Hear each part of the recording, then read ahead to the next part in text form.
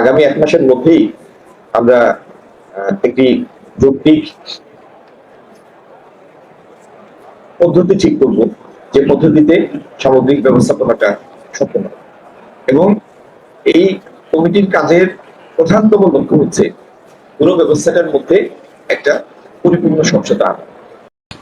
জেলা প্রশাসন, বিভাগীয় প্রশাসন, পুলিশ প্রশাসন সবই সরকারের অংশ, এবং প্রত্যেকের কাজের দেখাশোনার দায়িত্ব রুলস অফ বিজনেস অনুযায়ী এটা উপযুক্ত কর্তৃপক্ষের কাছে ন্যস্ত আছে।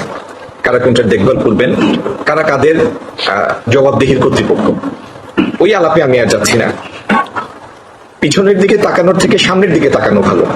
আল্লাহ চোখ দিয়েছেন সামনের দিকে 2টা, ইচ্ছা করলে পিঠে আরো 4টা চোখ দিতে পারতেন, কিন্তু দিয়েছেন 2টা শুধু সামনে তাকানোর জন্য।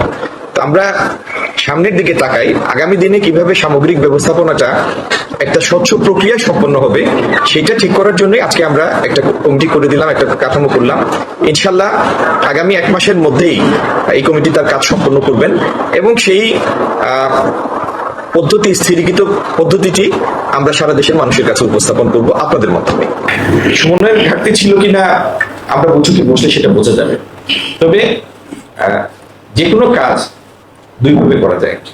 একটা হলো একটা কাজ করা, আর একটা কাজ এফিশিয়েন্টলি করা, যেখানে সবার ওনারশিপ থাকবে এবং এটার কারণে কোথাও কোনো বিরূপ সমালোচনার বা হিকাপ তৈরি হবে না। তো আমরা এই কাঠামোর মধ্যে দিয়ে ইনশাল্লাহ স্বচ্ছতাও নিয়ে আসব এবং কাজটি একটি সমন্বিত প্রক্রিয়ায় সবার ওনারশিপের মাধ্যমে সম্পন্ন হবে। ধন্যবাদ। আর এই কমিটিতে জেলা প্রশাসন আছেন, দরগার প্রতিনিধি আছেন,